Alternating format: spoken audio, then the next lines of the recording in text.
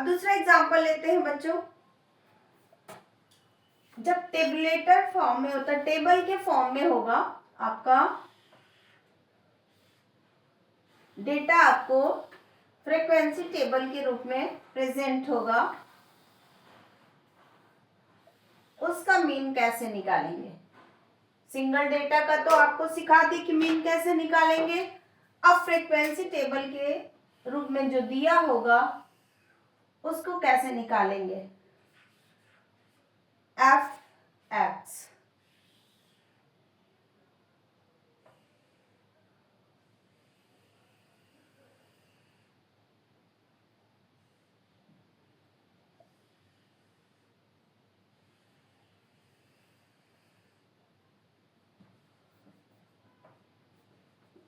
पहले ऊपर डेटा लिख देते हैं, नीचे फ्रीक्वेंसी लिख देते हैं। कहीं भी लिख सकते हैं, उसमें कोई दिक्कत नहीं है।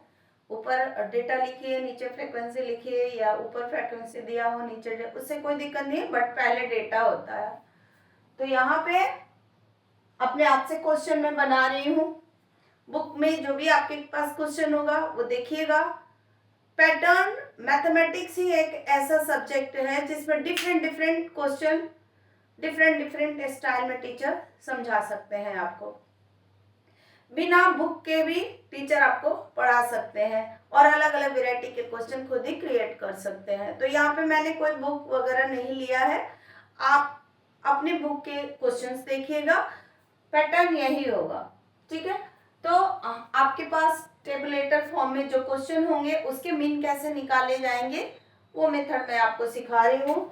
सपोज दैट 2 है डेटा, वो 3 टाइम्स प्रेजेंट है, 5 2 टाइम्स प्रेजेंट है, 6 3 टाइम्स प्रेजेंट है, 7 2 टाइम्स प्रेजेंट है।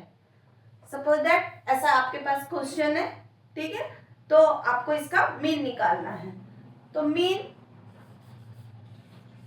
इक्वल टू, ऐसे टेबुलेटर फॉर्म में जो होगा उसको कैसे निकालेंगे।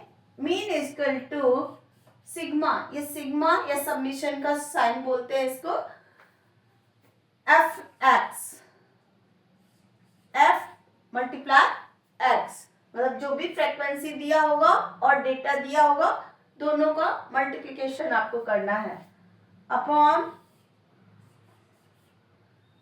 Sigma F frequency. फ्रीक्वेंसी जितने भी दिए होंगे उनको टोटल करना है और फ्रीक्वेंसी और डेटा का मल्टीप्लिकेशन का टोटल करना है।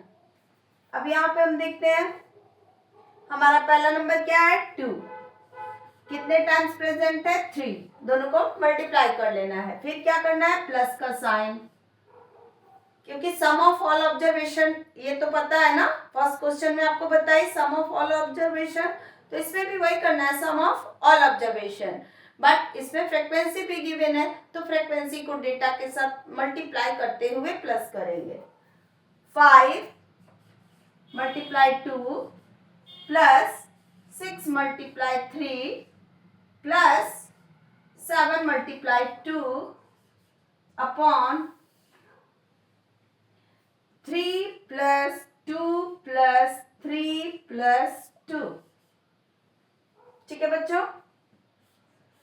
ऊपर वाले नंबर को ऐड कर मल्टीप्लाई करके ऐड करिए। 3 2 जा 6 प्लस 5 2 जा 10 प्लस 6 3 जा 18 प्लस 7 2 जा 14 अपॉन, इनको ऐड कर दीजिए जो आपको फ्रीक्वेंसी गिवन थे, 3 2 5 और 5 10, सबको ऐड कर दिया, क्या आया 10। अब ऊपर वाले नंबर को प्लस करेंगे, 10 और 6 16, 16 और 14 कितना हो जाएगा 30 और 10 40 और 8 48।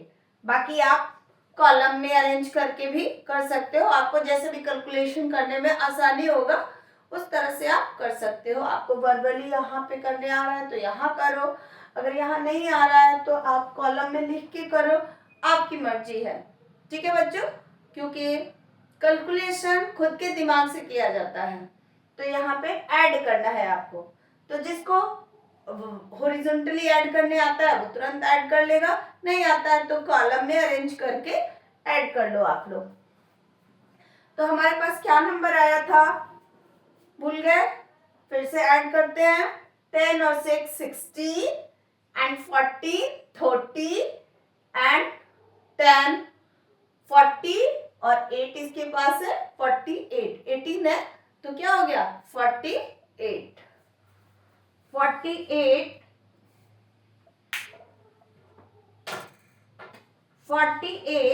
अपॉन 10। अब अपॉन में 10 है, हमारे फ्रैक्शन में 10 है, डिवीजन के फॉर्म में 10 है, फ्रैक्शन बोल सकते हो, डिवीजन बोल सकते हो। अपॉन में हमारे पास क्या है 10, तो हमें कुछ करने की जरूरत नहीं है, 1 डिजिट के बाद डेसिमल लगा देना है। 1 0 है, काटना नहीं है, काटोगे तो फिर 5 से डिवाइड करना पड़ेगा।